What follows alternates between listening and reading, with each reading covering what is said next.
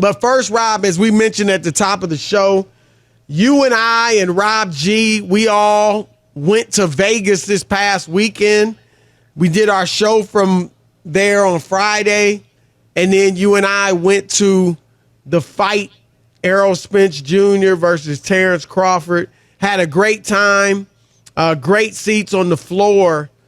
And Rob, we said it like, we talked to dozens of people before the fight, at the fight, in the casinos, just, random people coming up to us. Even when we did our show, we talked to Sean Porter. We talked to Keith Thurman. We talked to Teddy Atlas, Al Bernstein. It was good to see Al in person. It was.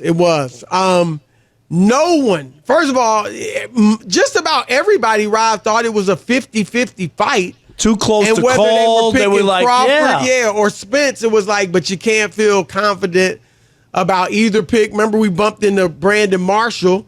He picked Spence, but bet on a draw. Because obviously that would have been a big payday. I remember when I told some people I thought Crawford would win in a unanimous decision or a late TKO, late stoppage. Some people thought I was crazy. Oh, he gonna stop Spence? Like, come on. And of course, it was a rout. Rob, I don't think anyone, I don't know anyone that could have expected that other than possibly Crawford himself, right, in his mind or his team. Maybe they saw the film and they knew that there were things they could exploit in Errol Spence. But outside of that, Rob, I don't think anyone could have predicted what we saw. And, we both and everybody around us, when Crawford dropped Spence in the second round, you can lose, you can get dropped and come back and win. It was just the second round. But something about it, it just looked like Spence was really hurt.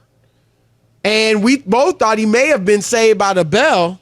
He had about 10 seconds left in the round. He was twice during the fight. There was another situation. The seventh round, his second knockdown. Yeah, he was. Yeah, he got knocked out literally at the bell with a second or two to go. Obviously the fight, people have talked about it and gone back and forth, Chris, about what took place on Saturday night and been dissected. The real thing is, though, I think, going forward, is about a rematch and whether or not it's worthy. Right away, I know we talked, and you right away thought, no, he got beat up so bad, I don't even think it's worth a rematch. You still feel that way? I felt like that was your gut reaction. I don't think it's necessary. Right. I think Crawford will beat him worse next time. But then you had George Foreman, who's been in, seen other guys say, Joe Louis was he gave a great example. Max Melling, beat him first, Chris. And he came back and he learned from that fight and then he beat him. That was Joe Louis, though. Oh, Joe Louis. I'm sorry. What did I say? No, you said Joe Louis and Max Schmeling, but I'm saying no. Joe Louis that came back and won. And it can happen. I'm just saying, Frazier, but here's the thing. I saw the movie. Remember there was a movie decades ago when we were kids, Rob, where Bernie Casey, remember the actor Bernie Casey? I think he played Joe Louis. So I saw the movie about the whole Max Schmeling thing, but I didn't see, I've never seen the footage or the actual fight or anything like that. So I don't know how bad the first beating was. But it seemed pretty bad, at least from what I remember from the movie. But my point is, rarely has a guy been beaten like that soundly and come back and won the rematch. It can happen. I'm not saying it's impossible, but I don't think you went with us when Rob G and I went to the first fight between Tyson Fury and Deontay Wilder, which was a draw. And the second fight, obviously, Fury just destroyed him. That reminded me of what we saw on Saturday, where Fury was just outclassed. It seemed like he was on skates most of the fight, the second half of the fight, and that's what it looked like with Spence. Like, he just couldn't get his balance. He was wobbly. Jabs were backing him up. I mean, it was bad. And we saw the third fight. Wilder, like Spence, showed a lot of heart and actually knocked down Fury, a couple times, or I don't know if it was a couple times, but knocked him down in that third fight, but obviously got knocked down more himself and lost that fight. I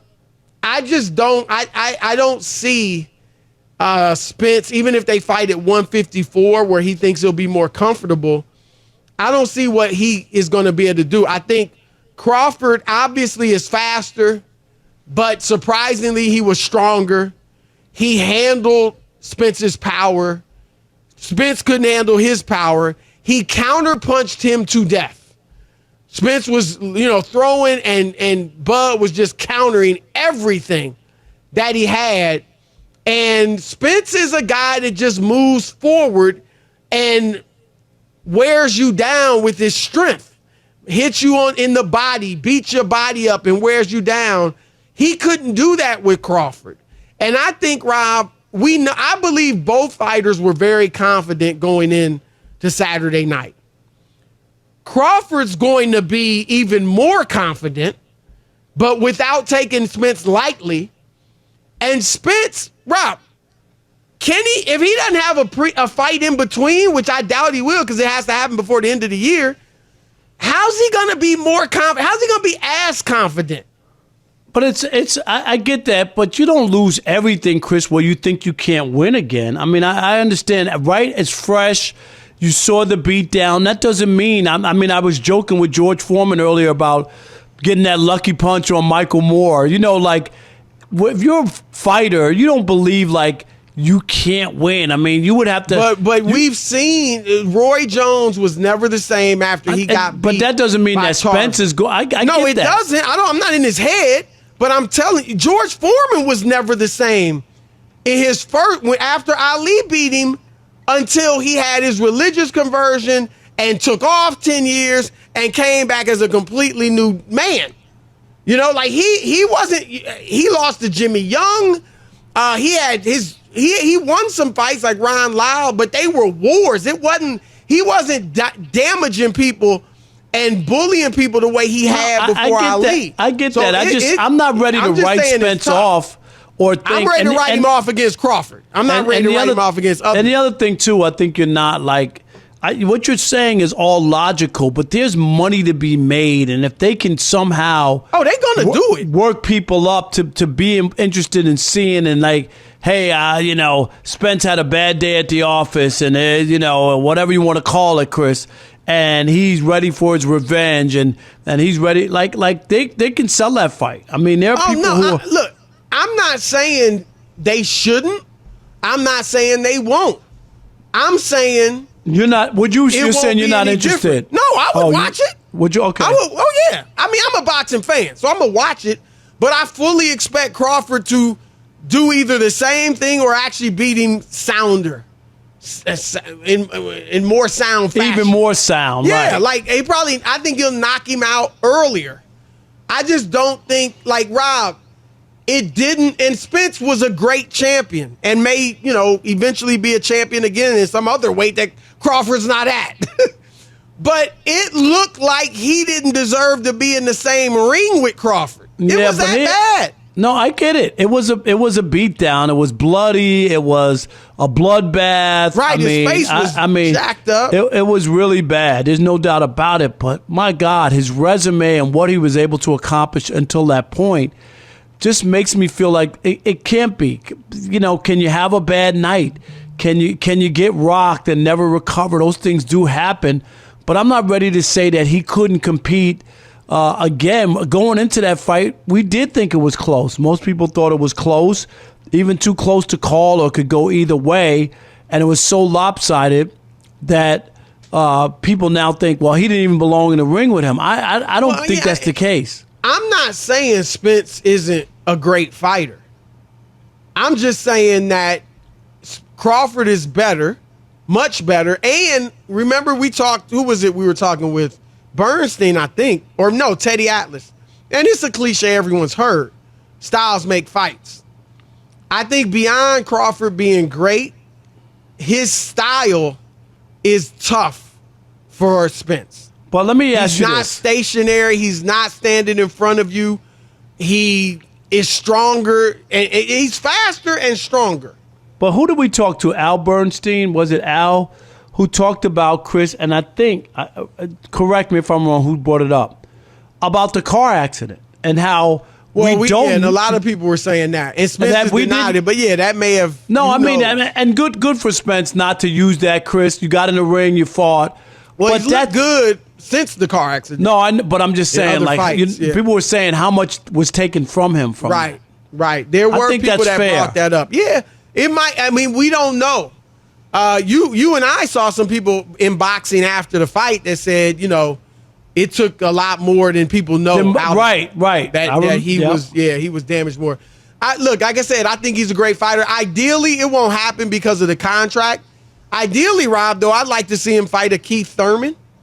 Thurman is a guy that can move like, Crawford. I mean, he's not as good as Crawford, I don't believe, but he can move like Crawford. He's not stationary.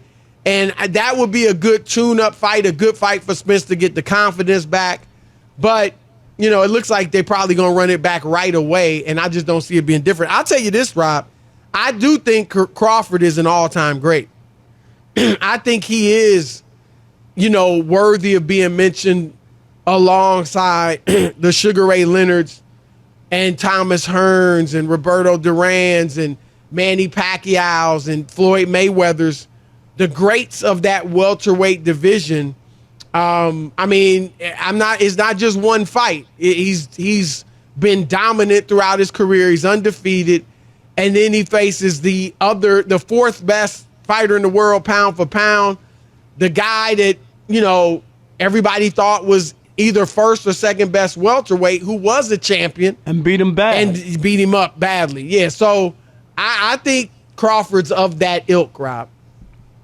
Hard to argue with what we saw and the way that people, position the fight. It's very seldom do you get two undefeated fighters. Right. To unify a belt.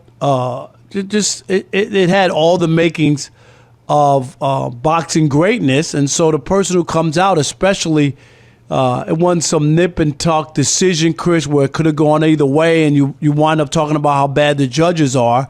One guy beat the heck out of the other guy. So It's hard not to want to crown him after such a performance. Well, he was already, I believe, pound for pound champ, correct, Rob G? But he's still number one pound for pound. Ring Magazine, Rob, their ratings just came out.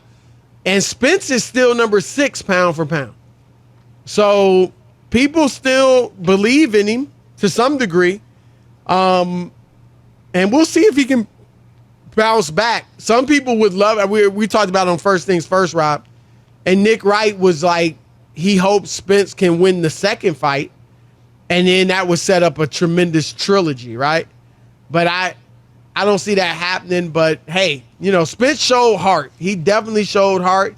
He didn't even want him to stop it when they did. There was a couple times he could have just been like, okay, I'm good. He didn't want him to stop it. I mean, it was a great stop. No, I saw the look on his face. And he was saying to the ref, what? But no mas. Roberto Duran. He may have gotten stopped, shortly anyway, in a matter of seconds.